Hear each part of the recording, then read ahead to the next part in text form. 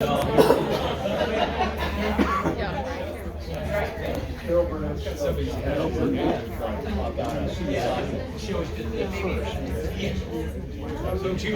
Lawyer of the Year.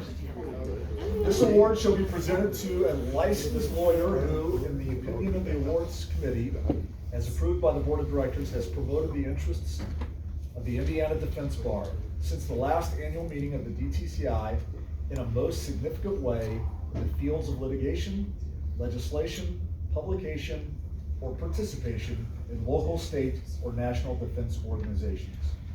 To award this year, Renee Morgan. Yay, Renee!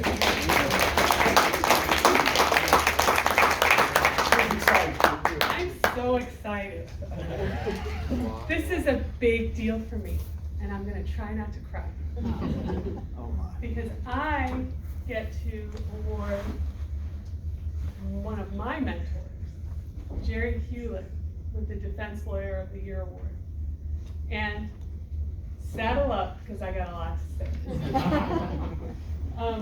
Everyone knows Jerry is a past president, and there's lots of things that we know about Jerry. And one of them is that he is probably one of the best and finest lawyers in the state of Indiana, and probably this country. He has tried, he told me I stopped counting after 130 jury trials. Jeez. He stopped counting after 130. And they're not just any jury trials. They're bet the company towers of insurance protecting hundreds of millions of dollars jury trials.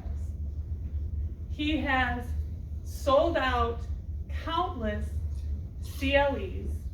We've done our research, and thank you, Bev Mack and Dave Mack, for doing this research for me. Because when you do a TBI conference, the third party who puts on the conference has never had as many attendees as when you speak.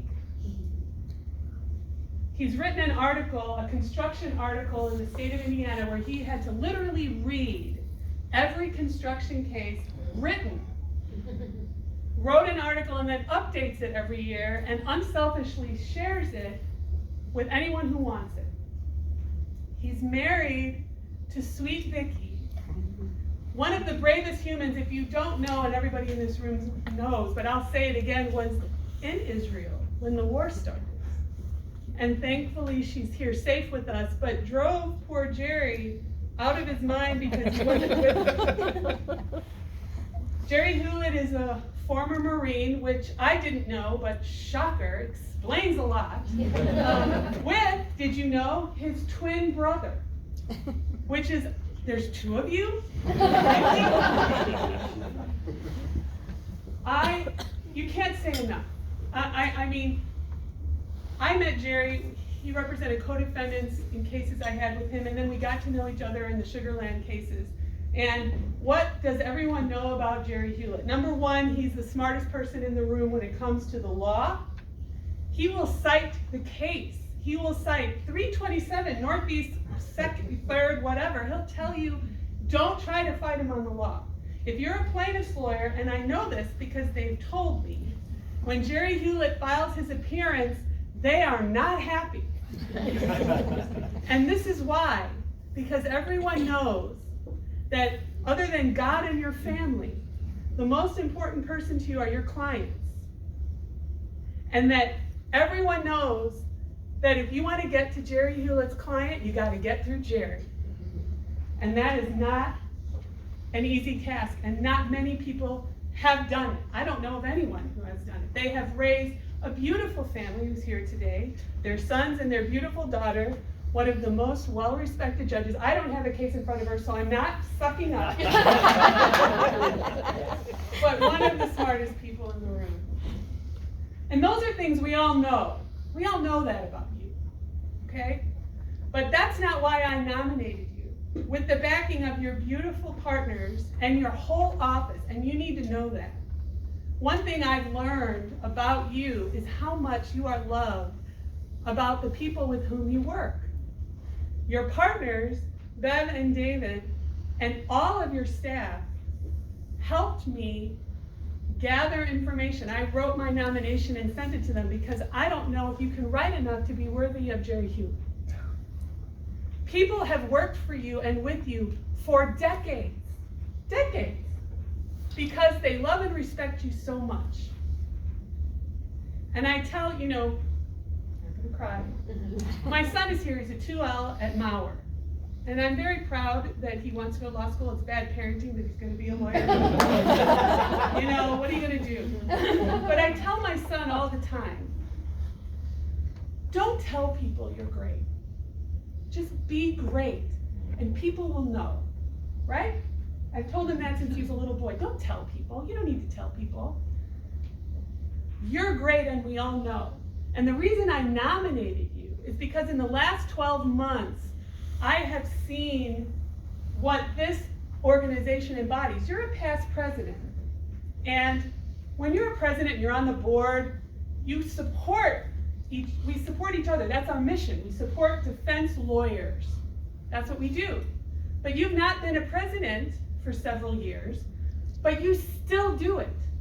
And I've seen it with me in the last 12 months, and I've seen what you do with others and how you mentor, but I will tell you, I've had victories this year. I get a note from Jerry Huelat, great job. I heard you had a nice result, nice job.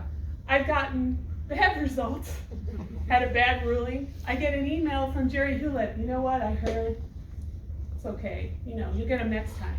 Someone was rude to me in a proceeding and very disrespectful, and I get an email from Jerry Huelat, I heard what happened, I am outraged.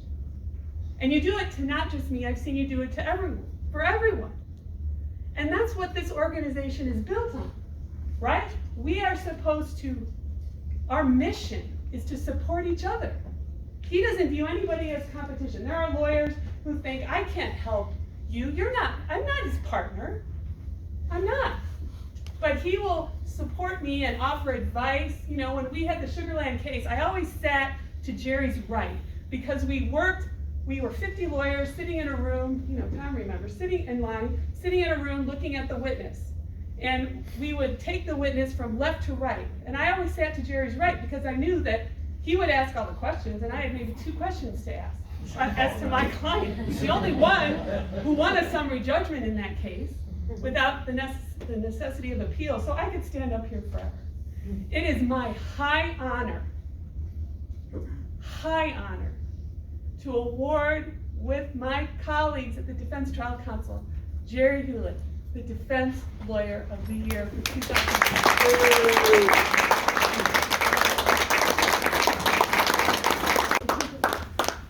You get a photo op now. No prize here. Smile. I probably shouldn't say anything. It's hard to beat, but amazing. 42 years ago, I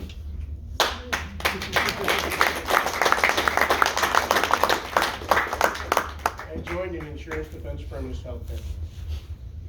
And some crusty old partner who hired me handed me 2 files. He said, Huelat, I want you to look at these files and tell me what we should do. The first file I looked at was a case of dead liability. Our client went through an intersection, blew a red light, just creamed a young child, broken arm. I'm looking at this file and said, how am I going to win this case? I can't win this case. I spent 2 days trying to figure out how to win this case. I went to the partner afterwards. I said, Kent, I know you're going to fire me. I can't win this case. He looked at me and said, redhead, I used to have red hair. Redhead, your job is not to rob widows and orphans of just compensation. Your job is to evaluate a file, tell the insurance company whether it's a case of liability, and if so, what are the damages. That's your job. I have never forgotten it. And I've taught that to all the people I work with, especially to these wonderful people. It's something that lawyers on our side should understand. We are there defending but not defending at all costs. If we defend at all costs, then we demean the profession. We are partners in a joint venture. The greatest system in the world is our system of jurisprudence. That's what the lawyer does. We bring evidence to a jury.